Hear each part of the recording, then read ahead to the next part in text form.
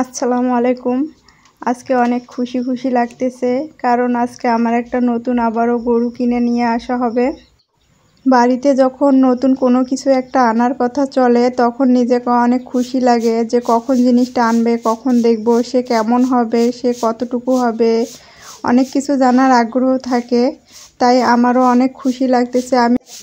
মন যখন কোনো বিষয় নিয়ে খুশি থাকে তখন তো ভালোই লাগে, কাজকে আর বিরক্ত মনে হয় না, সব কাজ অতি সহজে হয়ে যায়। তখন কাজগুলা তো বিরক্ত লাগে না, করতে ভালোই লাগে। নতুন সদস্য দেখার জন্য তো মনে একটা কৌতূহল আছেই, সেজন্য কাজগুলা দ্রুত শেষ করে নিচ্ছি। গোবরগুলা ফেলানো হয়ে গেছে, এখন গরুটা কোথায় রাখবো সে জায়গাটা পরিষ্কার করতেছি। হাঙ্গরগুলার উপর গরু না থাকার কারণে ওইখানে অনেকগুলা খড়ি জমাট করে রাখছে মা। তাই ঝটপট এগুলা সারাচ্ছি, কারণ গরুটা আনার পর তো খড় দিতে হবে হাঙ্গরে, আর খড় তো ওখান থেকে খাবে। এতগুলা ময়লাতে তো খড় দেওয়া যাবে না, সেজন্য হাঙ্গরের আবর্জনাগুলা সরাই নেওয়া হচ্ছে।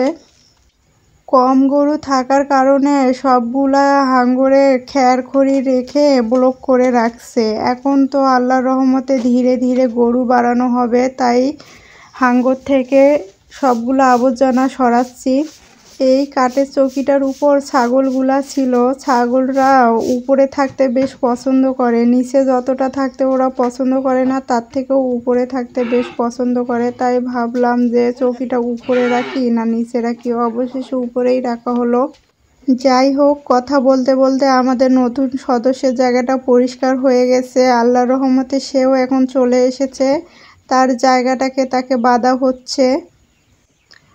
অবশেষে তাকে দেখতে পেলাম। আল্লাহর রহমতে গরুটা দেখতে বেশ বড়ই আছে, যেমনটা ভাবছিলাম তেমনটাই হয়েছে। আলহামদুলিল্লাহ, এত কম টাকার মধ্যে এত সুন্দর একটা গরু পাবো ভাবতেই পারিনি।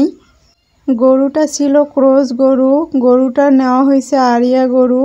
ভাবা যায় এত কম টাকার মধ্যে এত সুন্দর একটা গরু পাওয়া যায়। এখন তো গরুর বাজার অনেক, গরু কিনতে গেলে কম টাকার ভিতর ভালো গরু পাওয়াই যায় না। আল্লাহর রহমতে আমার কপালে মিলছে, গরুটা অনেক সুন্দর। গরুর গায়ের কালারটাও বেশ সুন্দর, সাদা কালো। গরুটা তো অনেক ক্লান্ত হয়ে গেছে, আসার পরেই সে শুয়ে পড়ছে। আর আসার পর তাকে আর কোনো কিছু খাইতে দেই নাই। আব্বু বলে গরু বাজার থেকে কিনে আনার পর সঙ্গে সঙ্গে পানি খাইতে দেওয়া যায় না, তাহলে নাকি ওদের অনেক সমস্যা হয়। সেজন্য আর কোনো কিছু খাইতে দেয়নি, তার সাথে একটু ফাজলামো করে নিলাম।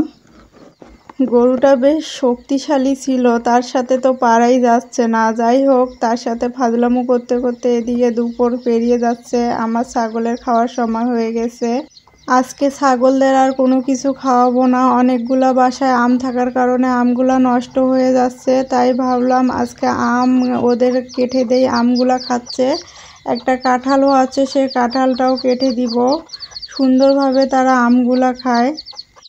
ছাগল বলেন গরু বলেন, এদের যত বেশি খাওয়ানো যাবে তত তারা বেড়ে উঠবে, দিন দিন মোটা হবে।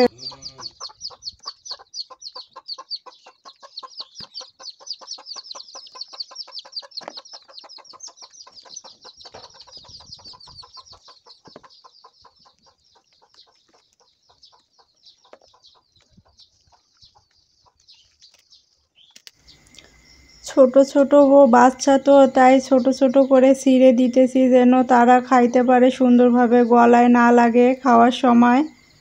বেশি করেই কাটলাম, ছাগলের মাকেও আজকে এগুলা দিয়ে খাইতে দিব। এগুলাতে দিব সামান্য ফিড ও গুঁড়া, সবগুলা একসঙ্গে সুন্দরভাবে মেখে দিলে সবগুলা খাবার ওরা চেটে পুটে খেয়ে নিবে।